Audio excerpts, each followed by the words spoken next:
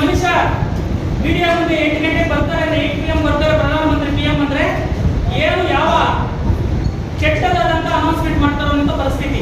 ಈಗಾಗಲೇ ಅವರು 8 PM ಬರೋ ಬಗ್ಗೆ ಏನ್ ಮಾಡಿದ್ದಾರೆ, ಇತ್ತೀಚೆಗೆ ಹೈದರಾಬಾದ್ ಹೋಗಿ ಮಾತಾಡಿದ್ದಾರೆ. ಏನ್ ಮಾತಾಡಿದ್ರೆ ಎಲ್ಲರಿಗೂ ಗೊತ್ತಿದೆ.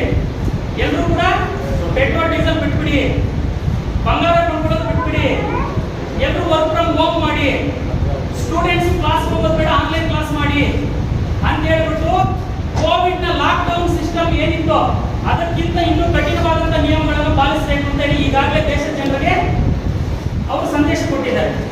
ಈಗ ನಾವು ಯೂತ್ ಕಾಂಗ್ರೆಸ್ನ ಕಾರ್ಯಕರ್ತರಾಗಿ ನರೇಂದ್ರ ಮೋದಿ ಅವರು ಈ ಮಾತು ಹೇಳ್ತಾ ಇದ್ರೆ ಅದನ್ನ ಬೆಂಬಲಿಸಿಕೊಂಡು ಕೆಲವರು ಪೋಸ್ಟ್ ಆಗ್ತಾರೆ. ಏನಂತ, ದೇಶ ಪ್ರೇಮ ಇದ್ರೆ, ದೇಶಭಕ್ತಿ ಇದ್ರೆ ನೀವೆಲ್ಲರೂ ಕೂಡ ಇದನ್ನು ಪಾಲಿಸಿ.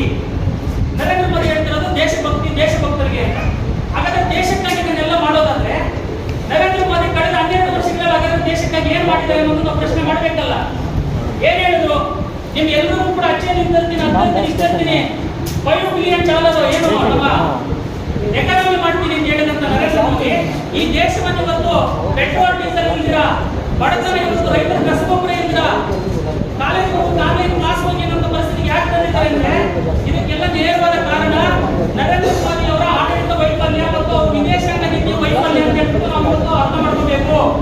ರೀಸನ್ ಏನಂದ್ರೆ ಇವತ್ತು ನಮ್ಮ ದೇಶಕ್ಕೆ ಈ ಸ್ಥಿತಿ ಬರ್ಲಿಕ್ಕೆ ರೀಸನ್ ಏನು ಅಂತಂದ್ರೆ ಇವತ್ತು ಏನು ಬಾಚಿ ಮಾಡಿದ ಯುದ್ಧ ನಡೀತಾ ಇದೆ, ವಾರ್ ನಡೀತಾ ಇದೆ.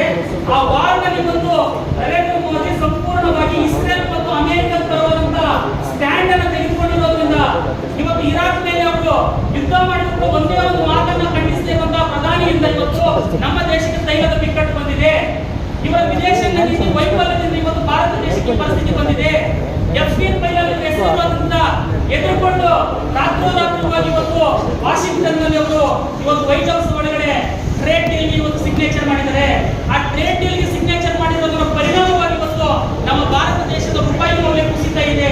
ನಮ್ಮ ದೇಶದ ವಸ್ತುಗಳ ಮೇಲೆ ಇವತ್ತು ಅಮೆರಿಕ ಹೆಚ್ಚು ತೆರಿಗೆಯನ್ನು ವಿಧಿಸ್ತಾ ಇದೆ. ಅಮೆರಿಕದಿಂದ ಬರುವಂತ ವಸ್ತುಗಳ ಮೇಲೆ ನಾವು ತೆರಿಗೆಯನ್ನು ವಿಧಿಸಕ್ ಆಗ್ತಾ ಇಲ್ಲ. ಇದರಿಂದ ಏನಾಗ್ತಾ ಇದೆ ಅಂದ್ರೆ ಇವತ್ತು ಡಾಲರ್ ಎದುರು ರೂಪಾಯಿ ಕುಸಿತಕ್ಕೆ ನೇರವಾದಂತ ಕಾರಣನೇ ಇವತ್ತು ಟ್ರಂಪ್ ನ ಮಾತಿಗೆ ಬೆಲೆ ಕೊಟ್ಟು ಟ್ರೇಡ್ ಡೀಲ್ ಗೆ ನರೇಂದ್ರ ಮೋದಿ ಅವರು ಸಿಗ್ನೇಚರ್ ಆಗಿರೋದ್ರಿಂದ ಇವತ್ತು ಈ ದೇಶದಲ್ಲಿ ಟಿಕೆಟ್ ಸೃಷ್ಟಿಯಾಗಿರೋದು. ಪೆಟ್ರೋಲ್ ಡೀಸೆಲ್ ಇಲ್ಲ ಅಂತಂದ್ರೆ ಮುಂದಿನ ದಿನಗಳಲ್ಲಿ ಇಡೀ ದೇಶದ ಟ್ರಾನ್ಸ್ಪೋರ್ಟೇಷನ್ ಸಿಸ್ಟಮ್ ಹಾಳಾಗ್ತದೆ, ದೇಶದ ಉತ್ಪಾದನೆ ಹಾಳಾಗ್ತದೆ. ಇನ್ನೇನು ಮುಂಗಾರು ಮಳೆಗಳು ಬರ್ತಾ ಇದೆ. ಈ ಸಂದರ್ಭದಲ್ಲಿ ರೈತರು ಬಿತ್ತನೆ ಬೀಜ ಇಲ್ಲದಂತ ರಸಗೊಬ್ಬರ ಇಲ್ಲದಂತ ಪರಿಸ್ಥಿತಿ ಇವತ್ತು ದೇಶದ ಒಳಗೆ ಆಗಿದೆ ಅಂದ್ರೆ ಮುಂದಿನ ದಿನಗಳಲ್ಲಿ ಆಹಾರ ಉತ್ಪಾದನೆ ದೇಶದಲ್ಲಿ ಕುಸಿಯುತ್ತದೆ. ಮುಂದಿನ ದಿನಗಳಲ್ಲಿ ಭಾರತ ದೇಶ ಮತ್ತೊಂದು ಶ್ರೀಲಂಕಾದಲ್ಲಾದಂತ ಗಲಭೆ, ಏನು ನೇಪಾಳದಲ್ಲಾದಂತ ಗಲಭೆ, ಪಕ್ಕದಲ್ಲಿ ಇವತ್ತು ಬಾಂಗ್ಲಾದೇಶದಂತಹ ಪರಿಸ್ಥಿತಿ ಭಾರತಕ್ಕೂ ಕೂಡ ಬರ್ತದೆ.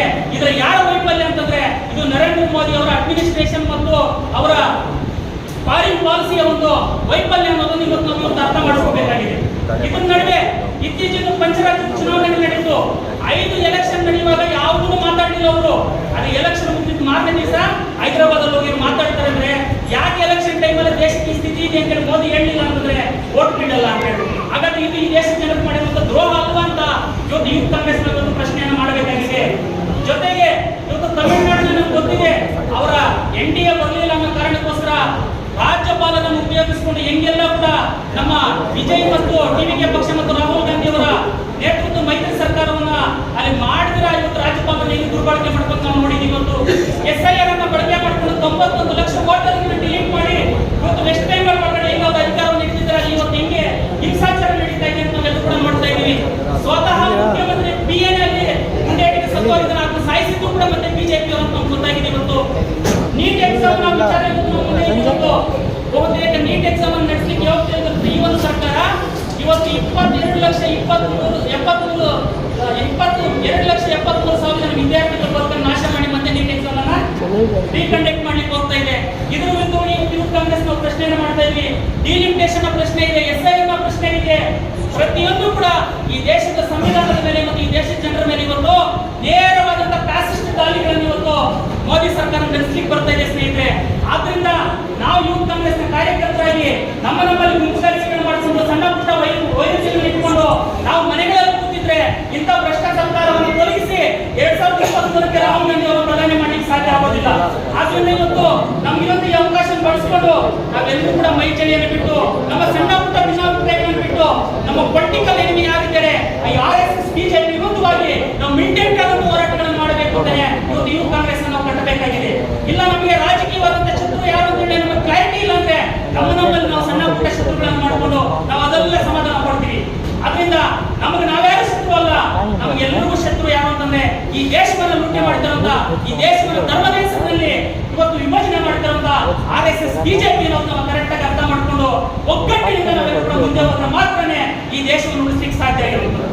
ಇಲ್ಲ ಅಂತಂದ್ರೆ ನಾವು ಬರೀ ಸಭೆಗಳನ್ನು ಮಾಡ್ಕೊಂಡು ಹೋಗುವಂತದಲ್ಲ, ಆ ನಿಟ್ಟಿನಲ್ಲಿ ಸಂಘಟನೆ ಯಾವ ರೀತಿ ಕಟ್ಟಬೇಕು ಅಂತ ನಮ್ಮ ರಾಷ್ಟ್ರೀಯ